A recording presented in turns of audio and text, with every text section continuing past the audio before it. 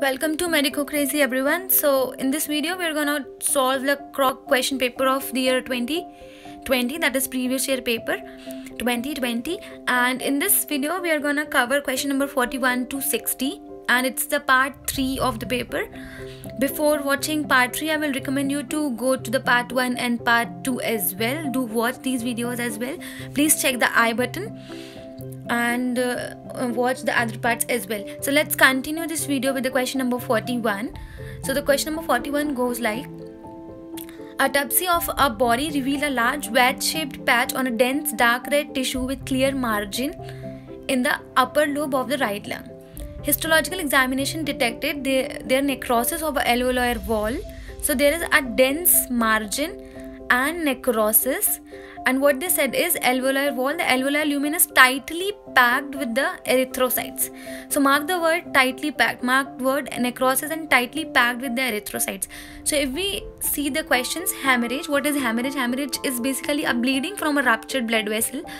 So hemorrhage is a escape of blood, and in this question they have given that it is tightly packed with the erythrocytes. So it cannot be hemorrhage. Gangrene is also necrosis, but it is due to some bacterial infection or lack of blood flow. And the third option, this is we usually see in case of pregnancy. We also called it red degeneration. So if we talk about infraction, what is infraction? Infraction is defined in which the area of bleeding is exist within a necrosing tissue. So it exists within a necrosing tissue, and it is given in the question that it is tightly packed within the alveolar lumen. So the most correct option will be hemorrhagic infraction. Hemorrhagic infraction will be the most correct answer. Let's move to the next question. A nurse mistakenly gave nearly a double dose of insulin to a patient with diabetes mellitus, which caused hypoglycemic coma in the patient. What medicine should be administered to bring the patient out of the coma? So what she gave is insulin. Insulin, what is the role of insulin? It maintains the blood sugar level or keep the glucose level on desired range. So if we will give an excess of this hormone, it will decrease the glucose. If we will give excess of insulin to the patient, it will decrease the glucose and it will lead to the hypoglycemia. So what is lacking after giving double dose is glucose. The patient is in need of the glucose. So we will give glucose. Very easy and direct question. So let's move to the next question. A lab rat has subcutaneously received mercury chloride in an amount of 5 mg per kg. 24 hours later, the plasma creatine concentration increased several times. What mechanism of retention azotemia is observed? So as we know that the mercury chloride is a toxic for us and can cause acute kidney failure. So what is azotemia in this question? What is the meaning of azotemia?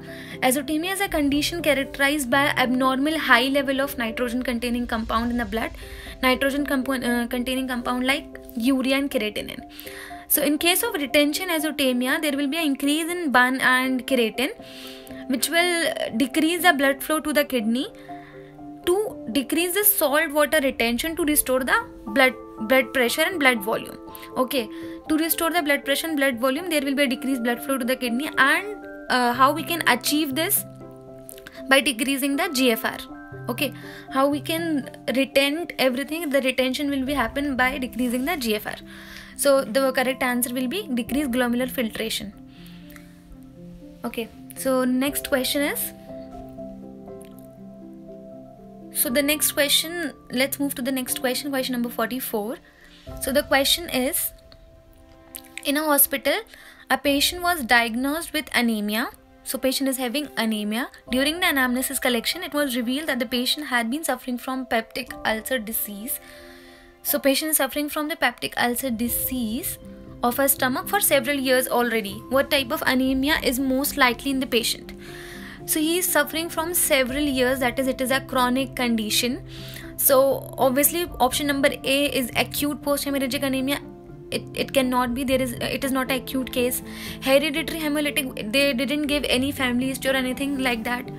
Acquired hemolytic anemia cannot be. Sickle cell anemia, we know what is sickle cell anemia, it cannot be. So it is a chronic case. But why post hemorrhagic? Because in case of peptic ulcer, in chronic cases, there is always bleeding from the ulcers.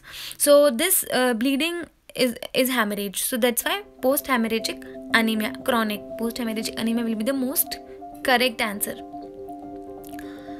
So let's move to the next question. 24 hours after an appendectomy, the patient blood test shows neutrophilic leukocytosis with a regenerative shift. What is the most likely mechanism of absolute leukocytosis development in a patient's peripheral blood flow? So just remember one thing in this question, they have given 24 hours. So if there is 24 hours, after 24 hours there will be intensification of leukocytosis, leukocytes, intensification of leukocytes, and if it's 2 hours there will be redistribution. So within 2 hours there will be a redistribution, and in 24 hours there will be intensification of leukocytes. So the most correct answer is option A, that is intensification of the leukocytes. Remember, 24 hours intensification, 2 hours redistribution. So let's move to the next question. A patient with massive burn receives a skin graft from a donor. On the 8th day of the grafting, the transplant become edematous and discolored. On the 11th day, transplant rejection started. What cell takes part in this process? So as we know that T lymphocytes is a major component of adaptive immune system. So there are three types of rejections. So the 3 types of rejections are hyperacute, acute and chronic. So the acute rejection will take place within a week or a month, and this is a T cell mediated rejection. And in the question they have given that it's on the 8th day of after the grafting, that just after a week. So this is because of the T lymphocytes. Okay, this condition can be reversed by immunosuppressants, but for now the immune rejection is done by the T lymphocytes, T killer cells. Okay, so the next question is, a 15-year-old teenager complained of rapid fatigability. Examination detected deformed erythrocytes. Their number is decreased. The provisional diagnosis, sickle cell anemia. What amino acid replacement in hemoglobin caused the development of this pathology? So we all know that sickle cell anemia is an inherited form of anemia in which a single nucleotide alternation, there is a point mutation in beta globulin gene of hemoglobin. So in this case the glutamate is replaced by valine. It is a very direct question. Glutamate is replaced by valine in case of sickle cell anemia. So the next question is, name a supramolecular multi-enzyme complex that is integrated into a lipid layer of inner mitochondrial membrane that creates the condition for redox reaction. So as we all know that electron transport chain, ETC or respiratory chain, it is a series of protein complex that transfer the electron from donor to the acceptor. So basically the reduction and oxidation are occurring simultaneously. So in eukaryote organism, the electron transport chain or the site of oxidative phosphorylation is found in an inner mitochondrial membrane. The respiratory chain will take place in an inner mitochondrial membrane. So the next question is, the process of tissue respiration is accompanied by oxidation of organic compound and synthesis of microergic molecules. In what organelle does this process occur? So if we talk about Golgi complex, this is what this will do. It will modify it or package the protein which received by the rough endoplasmic reticulum. Okay, so the function of Golgi complex is packaging and transport. Peroxisome, the function is the degradation of amino acids and oxidation of long chain fatty acids. If we talk about option D, that is lysozymes. Lysozyme is a membrane enclosed vesicles that form from Golgi and helped in the recycle, and the last ribosome helps in a protein synthesis. So option B, that is mitochondria is generate the ATP through the reaction of ETC and help in biochemical reactions such as oxidation of fatty acid, TC, etc. So the most correct option is mitochondria.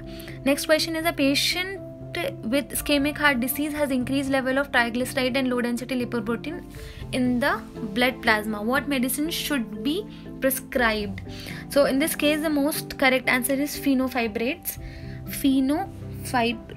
Why? Because it is used to treat the abnormal blood lipid level.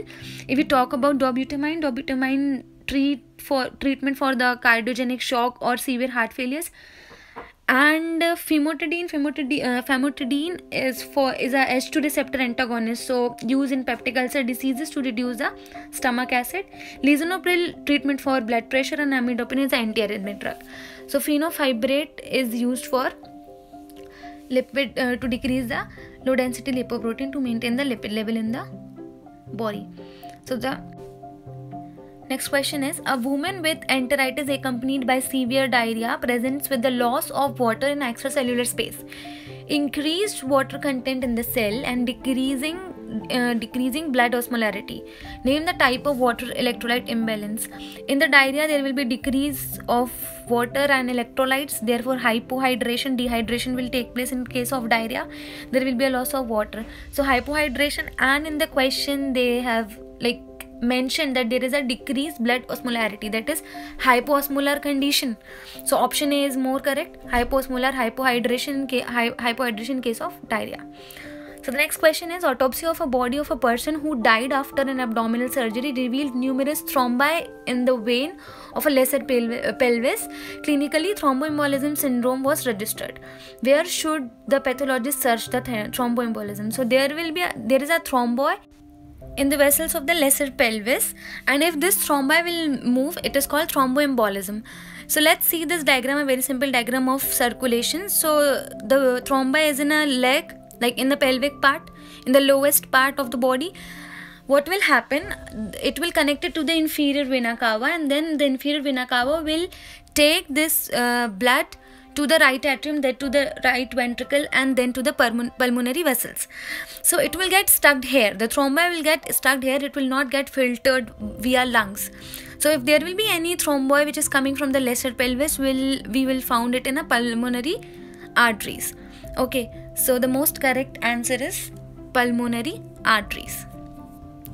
So what is happening is, from the right atrium it will go to the right ventricle, and then to the pulmonary vessels, and then from the pulmonary artery it will go to the lungs. But in the lungs it will not go, the thrombi will get stuck, it will not get filtered with the blood, so it will remain in pulmonary arteries.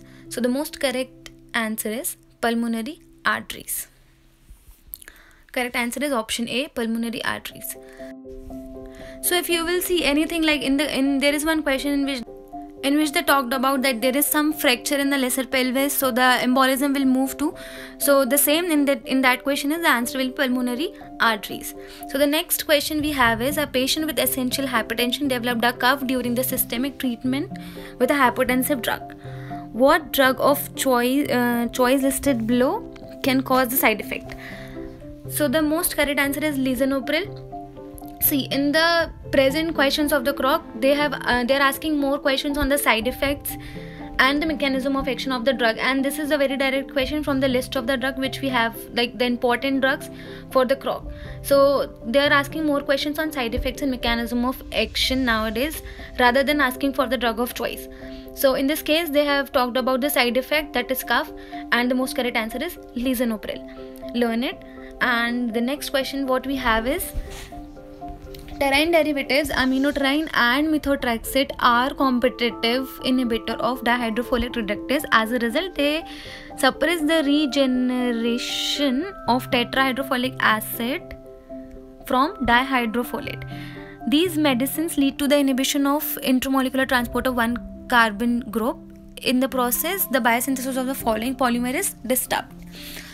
So what we have is folic acid, and this folic acid is gonna convert to dihydrofolic acid, that is DHFA, and this dihydrofolic acid then convert to tetrahydrofolic acid, and then to the thymidylate, and then for the then move to the purine synthesis, and then synthesize the DNA. Then to the purine synthesis and synthesis of DNA. So what this drug methotrexate is doing, it will inhibit dihydrofolate reductase, the enzyme which is helping for the conversion of dihydro to the tetrahydrofolic acid. It will inhibit the dihydrofolate reductase, so the other reactions will not gonna take place, and eventually the DNA will not synthesize. So the correct answer is DNA. The DNA will not synthesize. So the next question is, a 2-year-old child present with marked delay in psychomotor development, vision and hearing deterioration, marked enlargement of the liver and spleen. The child is diagnosed with hereditary Niemann-Pick disease. What genetic defect is caused? See, this is very direct question. If it is Niemann-Pick, the answer will be sphygmomyelina's deficiency. But there are so many questions which they have asked about the glucose 6-phosphate deficiency. So this is von Wrigg disease, in which this is a glycogen storage disease. If we talk about amino acid lipase deficiency, this is Waldmann's disease. And amylo 1,6 glucosidase deficiency, this is Cory's disease. And xanthine oxidase deficiency, it lead to the accumulation of xanthine and cause xanthinuria. But in this case they have asked about Niemann-Pick, so the correct answer is sphygmomyelina's deficiency.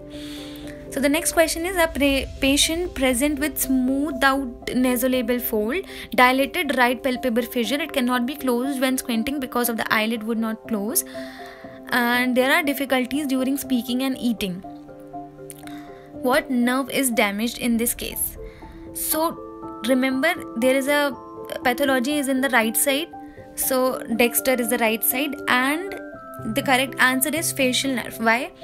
Because facial nerve, what we have, this is a kind of mixed nerve, and it has 3 functions: the motor function, parasympathetic and visceral function. The motor function for the muscles of the facial expression, parasympathetic innervates the lacrimal glands and some salivary glands, and visceral is for the taste from the anterior two-third of the tongue. So in this case the right answer will be facialis dexter nerve, facialis dexter facial nerve, dexter right side, because the pathology is in the right side. So the next question we have is question number 57. A woman was hospitalized in a severe condition with the following diagnosis: hemorrhagic stroke in the region of medial surface of the right frontal lobe. What artery is likely to be damaged, causing the condition in the patient? So it's the pathology is in a frontal lobe. In the frontal lobe, the anterior cerebral artery is gonna supply. So we have an internal carotid artery, as it is a major branch of common carotid artery which supply the maximum part of head and brain. Okay, so the anterior cerebral artery is for the frontal part. Our cerebral artery has 3 branches, that is the anterior, medial and posterior branch. So the anterior part will supply blood to the frontal part. The medial part gonna supply the parietal and the temporal part, and the posterior part gonna supply to the occipital part. There is one question in which they have given there is some injury in a temporal region, in a ear side or in the lateral region of the head, and they asked about the artery, so the answer will be middle. But in this case, in the question they have asked about the frontal lobe. So for the frontal lobe, the correct answer is anterior cerebral artery. So the next question we have is in an experiment, a frog neuromuscular preparation had been processed with a Curie-like substance which lead to the disappearance of muscle contraction in response to electrical stimuli. What function of the muscle cell membrane is disrupted by Curie-like substance? So what is Curie-like substance? Curie-like substances are these are the non-depolarizing muscle relaxants which block the nicotinic receptors. So what are they? They are the non-depolarizing muscle relaxants, and they block the nicotinic receptors. So they are the competitive antagonist of the acetylcholine, competitive antagonist of acetylcholine. So what will happen if they will block the nicotinic receptors? So when there will be a synaptic transmission from the presynaptic to the postsynaptic area, the receptors will be blocked, and it is an antagonist of acetylcholine, so it will not allow the acetylcholine to bind to the receptors. So what will happen? The acetylcholine will accumulate in synapse. So see, this is the 2 neurons, the pre and the post, and what will happen?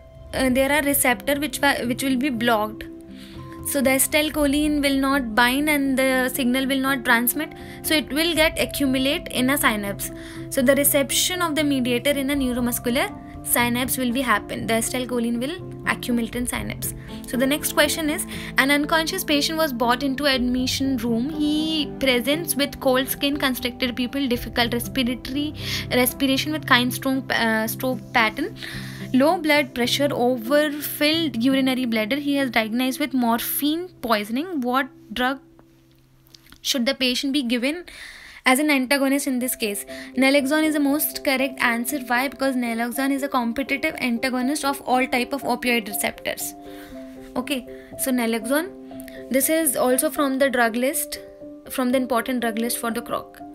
So the next and the last question is question number 60. A patient has developed status epilepticus. What medicine should be used in case to stop the seizure? This is also a very direct question from the drug list.